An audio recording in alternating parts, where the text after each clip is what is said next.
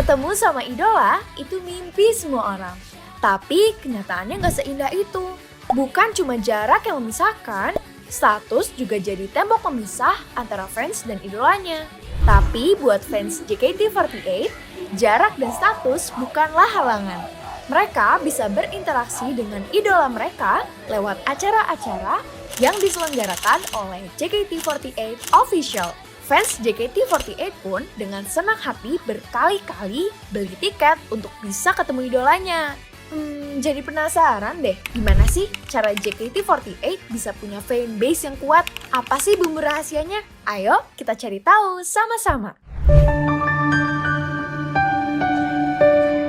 Mengelola fanbase.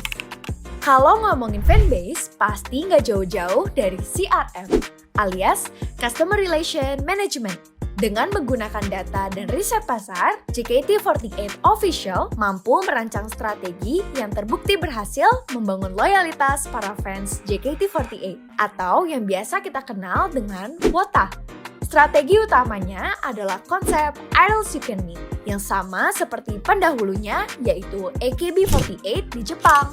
Konsep yang memudahkan para fans berinteraksi dengan para idolanya ini juga sukses membuat para fans tanah air kecanduan, hingga rela mengeluarkan banyak uang demi sang idola. Dengan melihat fenomena WOTA yang marak, kita bisa memetakan customer life cycle dan juga melihat program apa saja nih yang ditawarkan oleh JKT48 Official di setiap tahap customer experience. Pengalaman fans.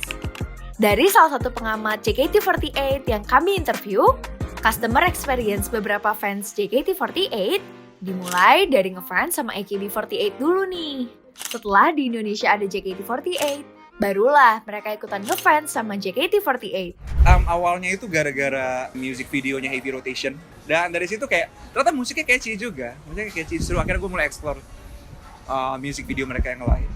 Sampai akhirnya gue bilang, oke, gue ngefans. Untuk para fans baru, biasanya dimulai dari ajakan nonton konser bareng sama teman yang udah duluan jadi WOTA. Hal ini yang kemudian membentuk hype nobar di antara para fans. Mulai dari ngefans, akhirnya jadi nonton sekali, 2 kali, dan escalated jadi kegiatan yang rutin. Secara tidak sadar, perlahan-lahan JKT48 berhasil bikin para fansnya ketagihan dengan acara-acaranya. Bahkan, banyak banget loh fans yang rela buat beli CD JKT48 sebanyak 3 kali demi dapat 3 kesempatan untuk ikut acara handshake.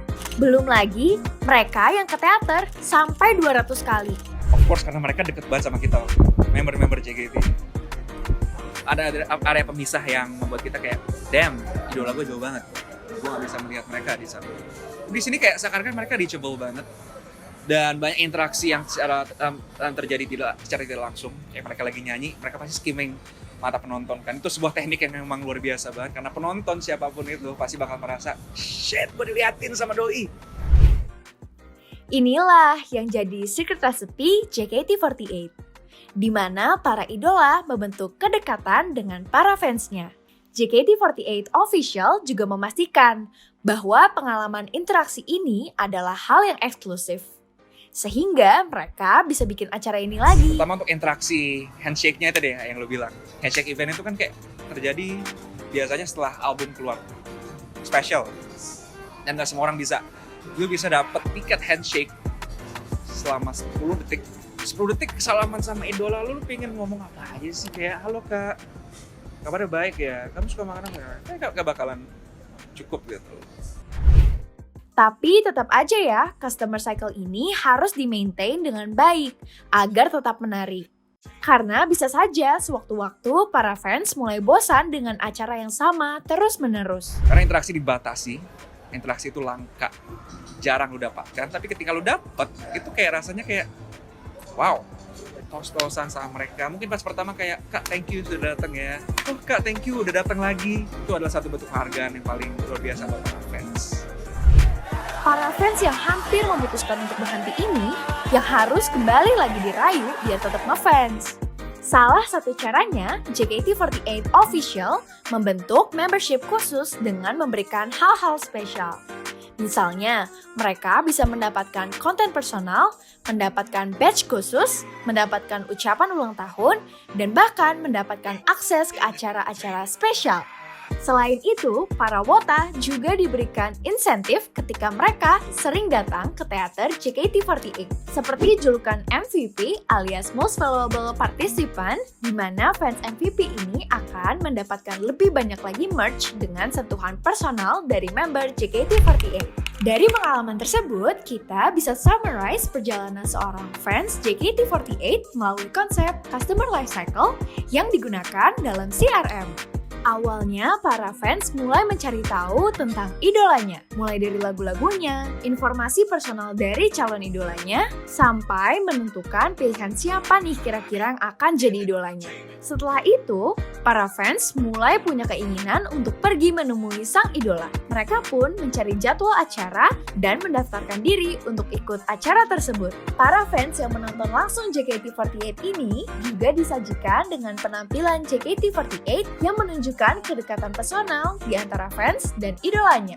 Seperti lirikan mata idol ke fans saat manggung, interaksi jarak dekat lewat event high touch antar idol dan fans saat acara teater usai, dan terus berlanjut ke acara-acara lain seperti handshake event dan acara spesial lainnya.